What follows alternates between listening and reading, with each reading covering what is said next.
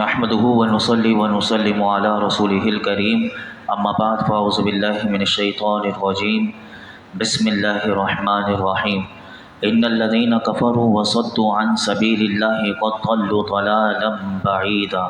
بے شک وہ لوگ جنہوں نے کفر کیا اور اللہ کی راہ سے روکا، بے شک وہ دور کی گمراہی میں جا پڑے۔ یہاں یہودیوں کی حالت کا بیان ہے کہ انہوں نے نبی کریم صلی اللہ علیہ وسلم کی نبوت کا انکار کیا اور نبی کریم صلی اللہ علیہ وسلم کی نعت صفت چھپا کر لوگوں کے دلوں میں شبہ ڈال کر لوگوں کو اللہ کی راہ سے روکا۔ بے شک وہ ان حرکتوں کی وجہ سے فرمایا دور کی گمراہی میں جا پڑے، کیونکہ ان میں گمراہ ہونا اور گمراہ کرنا دونوں چیزیں جمع ہو گئیں۔ آگے اللہ رب العالمین نے ارشاد فرمایا ان الذین کفروا وظلموا لم یکن اللہ لیغفر لهم ولا لیہدیہم طریقا الا طریق جہنم خالدین فیہا ابدا وکان ذلک علی اللہ یسیرا۔ بے شک وہ لوگ جنہوں نے کفر کیا اور ظلم کیا، اللہ ہرگز انہیں نہ بخشے گا اور نہ انہیں کسی راستے کی ہدایت فرمائے گا مگر جہنم کے راستے کی، جس میں ہمیشہ ہمیشہ رہیں گے، اور یہ اللہ پر بہت آسان ہے۔ یہاں پر پھر یہودیوں کے بارے میں اللہ رب العالمین نے ارشاد فرمایا کہ انہوں نے اللہ کے ساتھ کفر اور کتاب الہی یعنی توریت میں نبی پاک صلی اللہ علیہ وسلم کے اوصاف بدل کر آپ کی نبوت کا انکار کر کے فرمایا کہ انہوں نے ظلم کیا۔ تو ایسے لوگ جب تک اپنے کفر پر اپنے ظلم پر قائم رہیں گے اور کفر پر مر جائیں گے، فرمایا کہ ان کی بخشش نہ ہوگی اور ان کے لیے کوئی گنجائش نہیں بخشش کی، اور نہ انہیں کبھی صحیح راستے کی ہدایت ملے گی۔ البتہ جہنم کا راستہ ایسے لوگوں کے لیے ضرور کھلا ہوا ہے، اور فرمایا کہ وہ بالکل ان کے لیے واضح ہے۔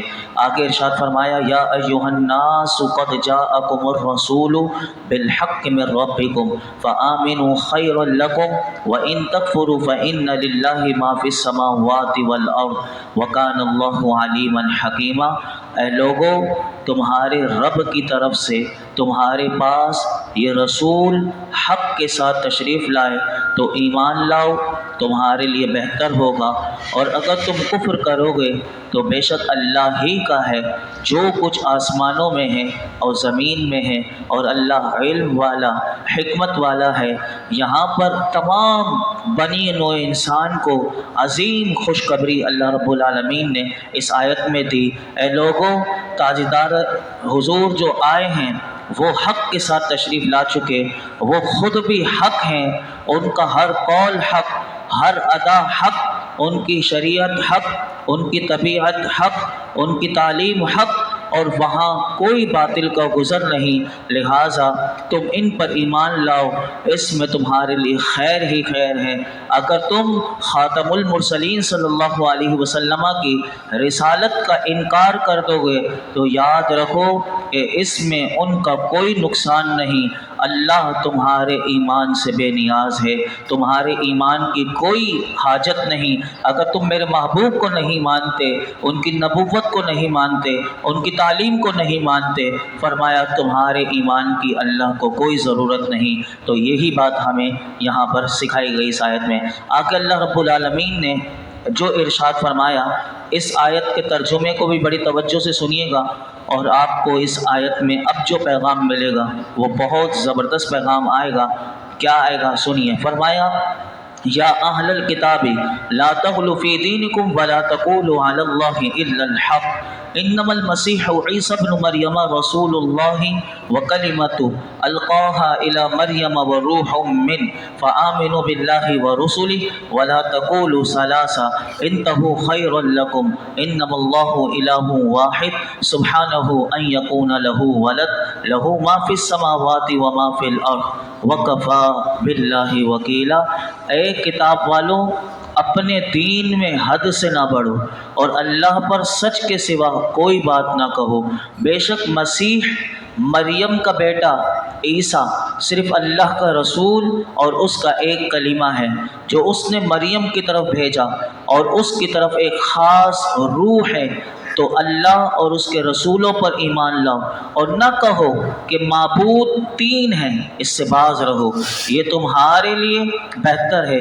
صرف اللہ ہی ایک معبود ہے، وہ پاک ہے اس سے کہ اس کی کوئی اولاد ہو، اسی کا ہے جو کچھ آسمانوں میں ہے اور جو کچھ زمین میں ہے، اور اللہ کافی کارساز ہے۔ پہلے کی آیتوں میں آپ نے سنا کہ یہودیوں نے دین میں جو زیادتی کی اور ان کے جو جرائم تھے وہ آپ سن چکے۔ اب عیسائیوں کے بارے میں اللہ نے بتایا کہ یہ دین میں کتنا غلو کیا اور حد سے بڑھ گئے۔ وہ کیا حد سے بڑھ گئے؟ عیسائی 4 فرقوں میں تقسیم ہو گئے۔ نمبر 1 یعقوبیہ، نمبر 2 ملکانیہ، نمبر 3 نستوریہ، اور نمبر 4 مرکوسیہ۔ یہ عیسائی 4 فرقوں میں بدل گئے، انہوں نے اپنے آپ کو تقسیم کر دیا۔ اب ان میں سے ہر ایک یہ جو فرقہ بنا، لیکن ان کا فرقہ تو بنا لیکن یہ سارے کے سارے کفریہ عقیدہ رکھتے تھے۔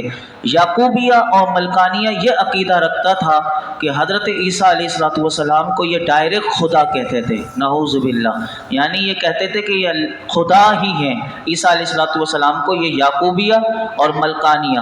نمبر 3 جو نستوریہ تھے، یہ خدا نہیں کہتے تھے لیکن یہ حضرت عیسیٰ علیہ السلام کو اللہ کا بیٹا کہتے تھے، اور آج بھی جو ان کے ماننے والے وہ بیٹا ہی کہتے ہیں۔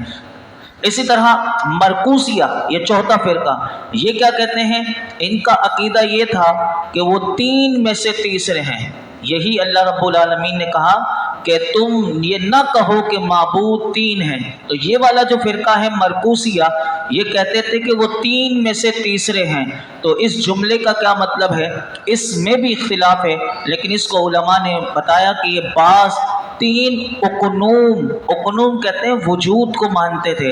حضرت عیسیٰ علیہ السلام میں 3 وجود کو مانتے تھے اور کہتے تھے کہ باپ، بیٹا، روح القدس، یہ 3 ہیں، اور باپ سے ذات مراد لیتے تھے، بیٹے سے حضرت عیسیٰ، اور روح القدس سے فرماتے تھے کہ وہ ان میں سرائیت کر گئی، ان کی روح حلول ہو گئی۔ جیسے کہ ہندوؤں کا عقیدہ ہوتا ہے کہ ایک بندہ مر جائے تو وہ اگلے جنم میں دوبارہ آئے گا، ایسا کوئی عقیدہ، ایسا کوئی نظریہ ہمارے دین میں نہیں۔ تو یہ بھی یہی کہتے تھے، اور ان کے نزدیک الہ 3 تھے، یعنی مرکوسیہ کے نزدیک الہ یعنی خدا 3 تھے، اور اس 3 کو وہ ایک بتاتے تھے۔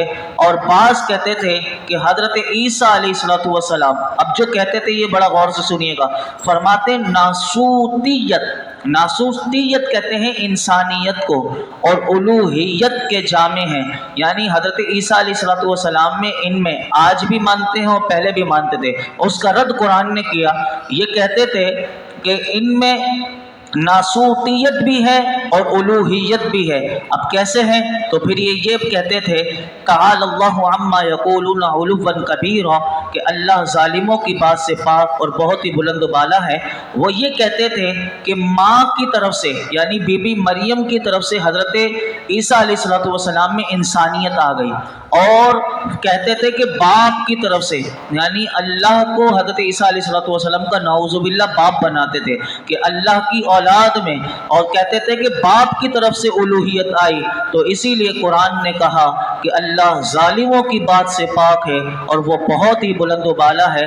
یہ فرقہ کیسے بنا؟ تو یاد رکھیے یہ ایک یہودی نے پیدا کیا، یہ فرقہ بھی یہودیوں نے بنایا کہ ناسوتیت اور الوہیت حضرت عیسیٰ میں جمع ہو گئی، اور جس نے یہ بنایا اس کا نام علماء نے لکھا، اس کا نام بولسک تھا، اور اس نے انہی لوگوں کو گمراہ کرنے کی، ان کے جس نبی کو مانتے تھے ان میں ایسا غلط عقیدہ ان کے اندر ڈال دیا۔ تو یاد رکھیے گا آج بھی یہ 3 خدا کا ان کے اندر کانسیپٹ موجود ہے۔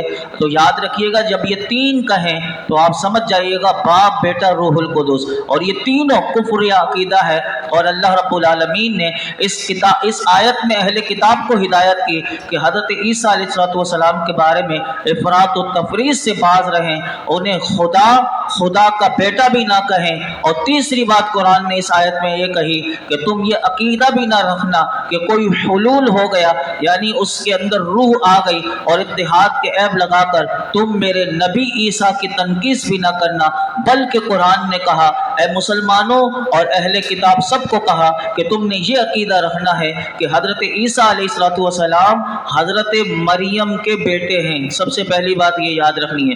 اور کہا کہ ان کے بارے میں تم نے یہ عقیدہ رکھنا ہے کہ وہ ان کے بیٹے ہیں، اس کے سوا ان کا کوئی نسب نہیں۔ اور پھر دوسری بات تم نے ان کے بارے میں یہ یاد رکھنی ہے کہ وہ اللہ کے رسول ہے اور ایک کلمہ ہے۔ یہ کلمہ کیا ہے؟ میں پیچھے بھی بتا چکا تھا آپ کو، کلمہ کن سے پیدا کیا گیا۔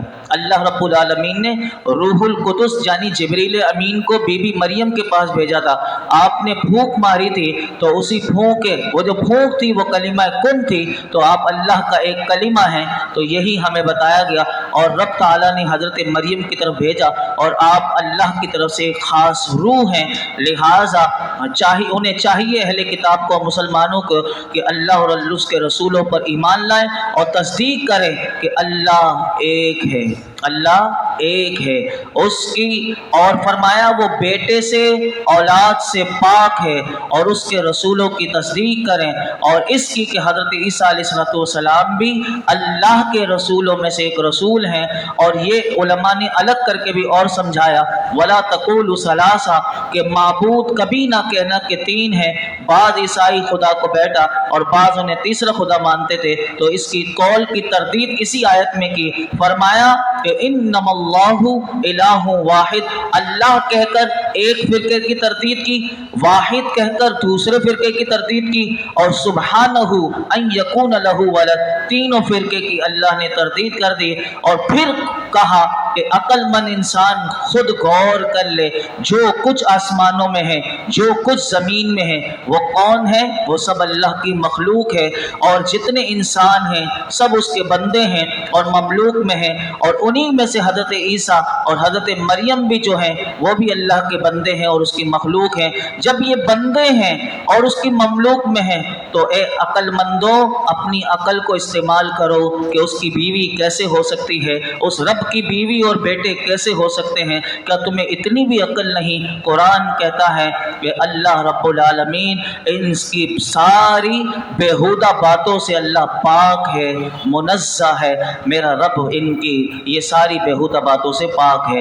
آگے ارشاد فرمایا لن يستنكف المسيح ان يكون عبدا لله ولا الملائكة المقربون ومن يستنكف عن عبادته ويستكبر فسيحشرهم اليه جميعا، نہ تو مسیح، پھر دوبارہ بتایا، اب ان کا ایک اور عقیدہ بھی بتایا، اب سنیے گا۔ اللہ رب العالمین نے فرمایا نہ تو مسیح یعنی حضرت عیسیٰ اللہ کا بندہ بننے سے کچھ آر کرتا ہے، اور نہ مقرب فرشتے۔ اب ان لوگوں کے لیے پیغام جو اللہ کی بندگی سے نفرت اور تکبر کرے، تو ان قریب وہ ان سب کو اپنے پاس جمع کرے گا۔ نجران کے عیسائی، ان کا ایک وفد، اس آیت مبارکہ کا شان نزول یہ ہے کہ عیسائیوں کا ایک وفد جو تھا میرے آقا علیہ السلام کی بارگاہ میں حاضر ہوا اور آپ سے پوچھا حضرت عیسیٰ علیہ السلام کے بارے میں، اور کہنے لگے کہ آپ عیسیٰ پر عیب لگاتے ہیں۔ اب حضور کو کہنے لگے یہ عیسائی کہ آپ حضرت عیسیٰ علیہ السلام پر عیب لگاتے ہیں۔ وہ عیب کیا لگاتے ہیں؟ کہا کہ آپ انہیں اللہ کا بندہ کیوں کہتے ہیں؟ یعنی آپ حضور کو کہنے لگے کہ آپ انہیں اللہ کا بندہ کہتے ہیں، یعنی یہ تو خدا مانتے تھے، خدا کا بیٹا مانتے تھے، تین میں سے تیسرا مانتے تھے، آپ نے انہیں بندہ کیوں کہا؟ اللہ نے یہ آیت نازل کر کے اس وقت حضور کی بارگاہ میں جو عیسائی نجران کے جو ان کا وفد تھا، یہ آیت مبارکہ نازل کر کے ان کو جواب دے دیا کہ اے عیسائیوں، کہ اللہ کا بندہ ہونا یہ تو باعث فخر ہے نہ کہ باعث شرم۔ اور فرمایا کہ جس کو اللہ کی بندگی کرنے میں اور اللہ کا بندہ بننے میں نفرت ہو اور اس میں وہ شرم محسوس کرتا ہو، تو یہ تو کافروں کا کام ہے، یہ مسلمانوں کا کام نہیں ہے۔ اس آیت میں بڑا خوبصورت جواب اللہ رب العالمین نے دے دیا۔ آگے ارشاد فرمایا فَأَمَّا الَّذِينَ آمَنُوا وَعَمِلُوا الصَّالِحَاتِ فَيُوَفِّيهِمْ أُجُورَهُمْ وَيَزِيدُهُمْ مِنْ فَضْلِهِ وَأَمَّا الَّذِينَ اسْتَنكَفُوا وَاسْتَكْبَرُوا فَيُعَذِّبُهُمْ عَذَابًا أَلِيمًا وَلَا يَجِدُونَ لَهُم مِّن دُونِ اللَّهِ وَلِيًّا وَلَا نَصِيرًا۔ فرمایا کہ تو وہ جو ایمان لائے اور انہوں نے اچھے عمل کیے تو اللہ انہیں ان کے پورے اجر عطا فرمائے گا اور انہیں اپنے فضل سے اور زیادہ دے گا، اور وہ جنہوں نے نفرت اور تکبر کیا تھا انہیں دردناک سزا دے گا۔ وہ اللہ کے سوا نہ اپنا کوئی حمایتی پائیں گے نہ مددگار۔ یہاں پر بتا دیا کہ اللہ کی بندگی کو اپنا اعزاز، اپنے سر کا تاج سمجھنے والے مومنین کو اللہ نے بشارت دی اس آیت میں، اور فرمایا کہ جو اللہ کی بندگی پر ناز کرتے ہیں اور اس کو یہ سمجھتے ہیں کہ اللہ نے ہمیں اپنی بندگی کے لیے چن لیا، اپنا بندہ بنایا، ہمیں بندر نہ بنایا، ہمیں جانور نہ بنایا، ہمیں اللہ نے انسان بنایا اور اپنی بندگی کا تاج ہمارے سروں پر دے دیا۔ میرا رب فرماتا ہے میں انہیں پورا پورا اجر دوں گا اگر وہ اعمال صالحہ کریں گے۔ تو فرمایا کہ ان پر مزید میں اور فضل کروں گا۔ کیا فضل کروں گا؟ کہا کہ میں انہیں قیامت کے دن اپنا دیدار بھی کرواؤں گا، اور جنہوں نے میری بندگی سے نفرت کی ہے اور میری عبادت الہی کے وہ منکر ہیں، وہ تکبر کرنے والے ہیں، قیامت کے دن میں انہیں دردناک عذاب سے دوچار کروں گا۔ تو ہمیں بھی اللہ کا کتنا شکر ادا کرنا چاہیے کہ اگر اس نے ہمیں بندگی کے لیے، ہم مسجدوں میں آ جاتے ہیں، نماز پڑھ لیتے ہیں، اور یہ اس کی کرم نوازی ہے کہ ہم سجدے میں جھک جاتے ہیں، ورنہ قیامت کے دن تو حدیث پاک میں آتا ہے کہ جنہوں نے زندگی میں وہ سجدہ نہ کیا، قیامت کے دن وہ چاہیں گے کہ ہم سجدہ کر لیں، لیکن حدیث پاک کے وہ مضمون یہ ہے کہ ان کی کمریں اکڑ جائیں گی اور وہ کرنا چاہیں گے سجدہ، لیکن وہ جھک نہیں سکیں گے قیامت کے دن۔ اور جنہوں نے زندگی میں دنیا میں سجدے کیے ہیں، قیامت کے دن اللہ انہیں اس محشر کے میدان میں بھی وہ توفیق دے گا، وہ جنت میں بھی اللہ کا دیدار کریں گے، وہاں بھی عبادت کر سکیں گے۔ ہمارے اولیاء اللہ میں تو ایسے بھی ملتے ہیں کہ جنہوں نے یہ دعائیں کر کے دنیا سے رخصت ہوئے کہ اللہ اگر تو نے کسی کو قبر میں نماز پڑھنے کی توفیق دی تو مجھے بھی نماز کی توفیق دینا۔ ایسے لوگوں کی قبریں جب کھلی، لوگوں نے دیکھا کہ ان کے انتقال کے بعد وہ قبر میں بھی نمازیں پڑھ رہے ہوتے ہیں۔ تو جن کو نمازوں سے، بندگی سے محبت ہو تو اللہ ان پر ایسا کرم کر دیتا ہے۔ اللہ ہم سب پر بھی اپنا خاص فضل و کرم نازل فرمائے۔ الحمدللہ رب العالمین، والصلاة والسلام على سید الانبیاء والمرسلین وعلى آلہ واصحابہ اجمعین۔ یا اللہ پاک جو کچھ ہم نے سنایا اس میں کوئی غلطی کوتاہی ہو معاف فرما، اپنی بارگاہ میں شرف قبولیت عطا فرما۔ یا اللہ ہمیں قرآن کا نور عطا فرما، قرآن کی معرفت عطا فرما، قرآن حکیم میں غور و فکر کرنے والا بنا دے، ہمیں باعمل بنا دے، اخلاص کی دولت دے دے، ریاکاری سے محفوظ فرما، غرور و تکبر سے محفوظ فرما، بد اخلاقیوں سے محفوظ فرما، بد کرداریوں سے محفوظ فرما، بے حیائی سے محفوظ فرما، ہمیں با حیا بنا دے۔ اے اللہ آنکھوں کی حیا دے دے، ہمارے وجود میں نور عطا کر دے۔ اے اللہ ہمارے ظاہر و باطن میں نور دے دے، دائیں بائیں نور عطا فرما، آگے پیچھے اوپر نیچے نور عطا فرما، ہماری زندگیوں میں، ہماری قبر میں نور عطا فرما، کل محشر کے میدان میں ہمیں نور عطا فرما۔ اسی نور کے سائے میں، قرآن کے نور کے سائے میں زندگی گزارنے کی توفیق عطا فرما۔ آج تک جتنی دعائیں کی ہیں آئندہ کریں گے سب دعاؤں کو قبول فرما۔ درس قرآن کی برکت سے جتنے حاضرین موجود ہیں ان سب کی خالی جولیوں کو بھر دے۔ وصلی اللہ تعالی علی خیر خلق محمد وعلی آلہ وصحبہ اجمعین۔